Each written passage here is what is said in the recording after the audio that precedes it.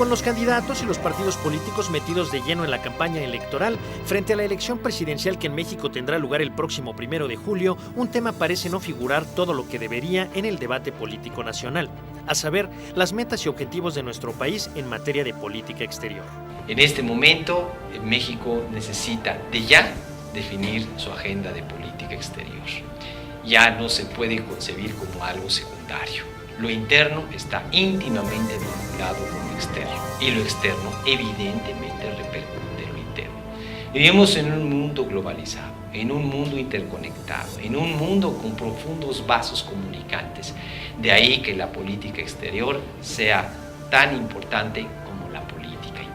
Razones por las que es urgente que en las diferentes propuestas políticas que participarán en la contienda presidencial se incluyan directrices muy puntuales relacionadas con los intereses que tiene nuestro país más allá de sus fronteras y con la forma en la que México puede promoverlos y defenderlos en la escena internacional.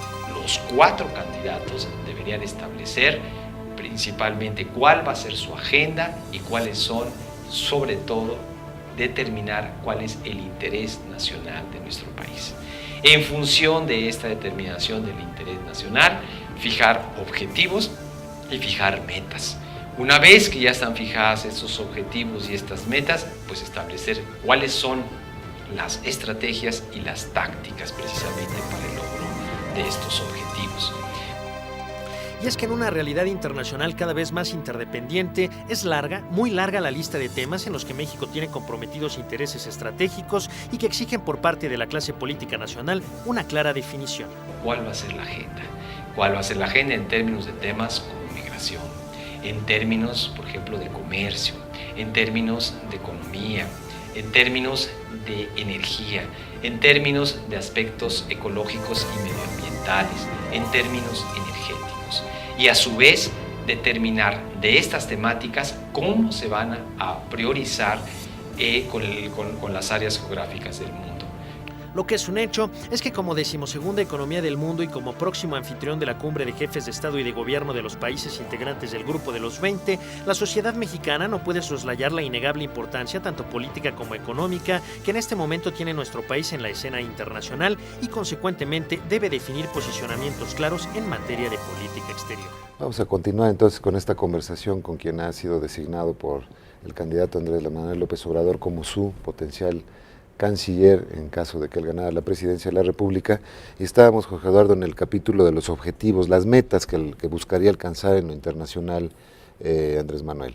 Así es, de hecho se derivan del objetivo general que ya mencionamos de colocar la política exterior y la acción internacional del país al servicio del proyecto nacional de desarrollo, pero no con un enfoque estrecho, vinculado estricta o fundamentalmente a las cuestiones comerciales y económicas, sino con un enfoque mucho más amplio. A México le interesa, por ejemplo, que haya un nuevo, verdadero consenso internacional sobre el uso de la fuerza en las relaciones internacionales. Desde el término de la Guerra Fría y el surgimiento de la superpotencia única, una fase que ya puede darse casi por clausurada, ese consenso se hizo pedazos y fue sustituido en ocasiones por las coaliciones de los que deseaban participar, las coalitions of the willing, como se les llamó, o definitivamente por acciones unilaterales de la superpotencia o la hiperpotencia, como decían en Francia, y sus aliados. Eso es algo que tiene que corregirse. Hay ahí una tarea enorme de codificación nueva de derecho internacional para encontrar una fórmula que satisfaga tanto a los poderosos como a los no tan poderosos y a los débiles, y que reconozca el papel específico de cada nación. El gran tema de la gobernabilidad internacional. En la comunidad internacional. Y se conecta desde luego con el tema de la gobernabilidad. Y esto tiene que ver con reforma del Consejo de Seguridad, tiene que ver con un nuevo papel para la Asamblea General de Naciones Unidas, etcétera, que sería muy largo mencionar aquí. pero también hay objetivos. Entonces entiendo que uno de los objetivos centrales es ser más activos en la construcción de las reglas del juego mundial, dicho de alguna manera. En términos tanto de la experiencia acumulada por la diplomacia mexicana en mucho tiempo, como de las nuevas exigencias del entorno internacional a las que ya me imagino que esto atraviesa por temas comerciales también, de la ronda Doha, por ejemplo, atraviesa por cuestiones de distribución de las cargas en materia, por ejemplo, ambiental o incluso de cuotas en organismos. Sí, ahora estaba enfocando fundamentalmente la parte de la relación política de paz y seguridad internacional, pero tiene desde luego desarrollos en las otras esferas que tú mencionas, para tomar el ejemplo de las instituciones financieras. Ahí también estamos en un proceso de reforma medianamente frustrado. Ya se hizo referencia a el episodio poco feliz del Banco Mundial en estos días, pero es importante llevar adelante la reforma en el Fondo Monetario, en el Banco Mundial, en los bancos regionales de desarrollo, y en los últimos tiempos hemos tomado las posiciones más pacatas, más tímidas al enfrentar estos problemas. Por ejemplo, nos hemos pronunciado en contra de propuestas como la tasa Tobin, el impuesto a las transacciones financieras internacionales, sobre todo cuando adquieren un carácter especulativo.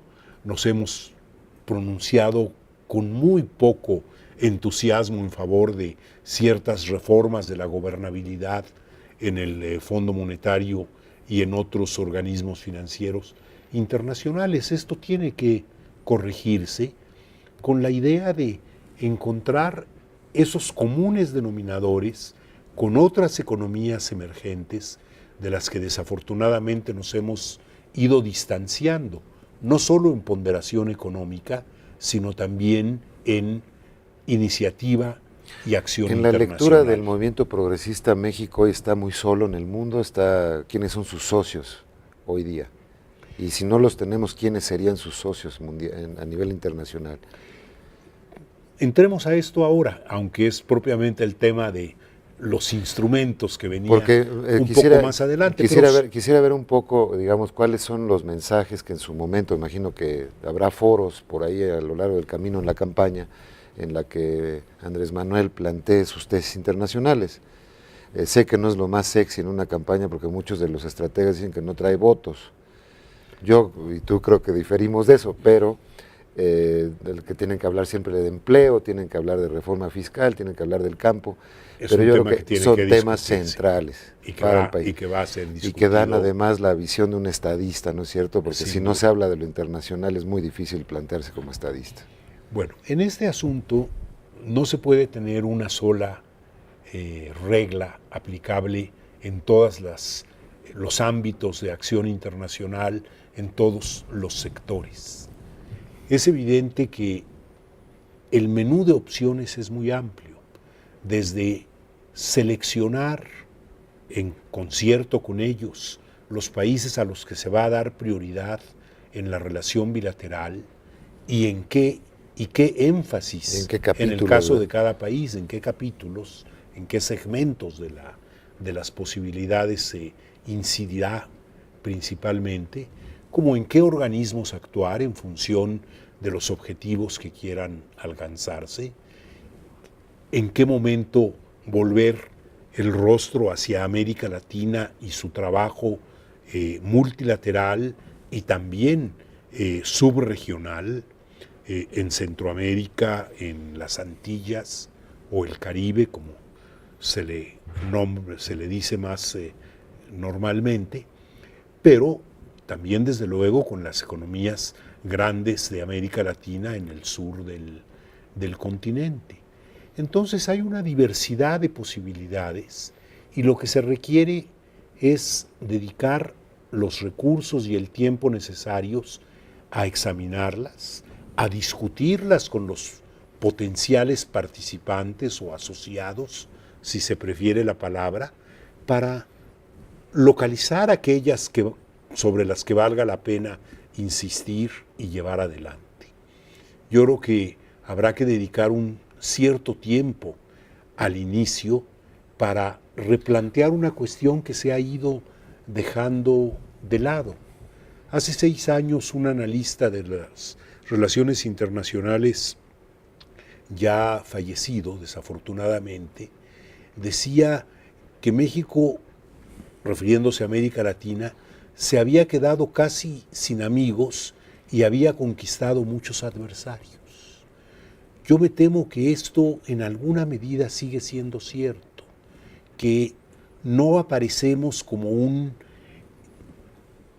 asociado confiable en muchas cuestiones, entre otras cosas porque hemos ido cambiando las prioridades, porque hemos ido cambiando el énfasis sin que haya razones claras para ello, o simplemente no lo hemos definido. Y en consecuencia no se sabe qué papel queremos jugar. Eso creo que hay que decirlo con más claridad y espero en buena medida estarlo diciendo con cierta claridad ahora. Una de las grandes discusiones que hay en todos los centros de planeación, digamos, de cancillerías o incluso de centros de pensamiento, de think tanks, es en el mundo actual cómo hacer más eficiente una política exterior. Y esto siempre hay una especie de eterna discusión entre si es por regiones, incluso por países o por temas, ¿no es cierto?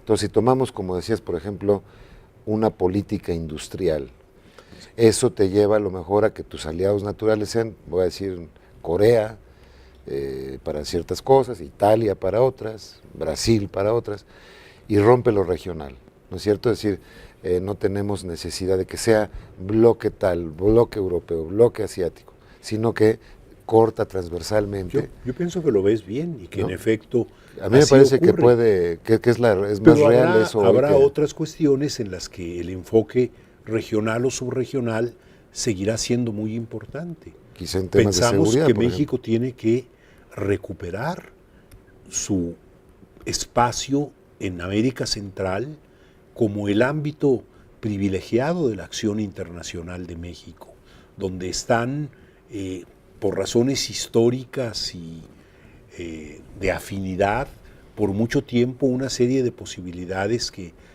a veces se han descuidado o que se han orientado de manera no suficientemente meritada.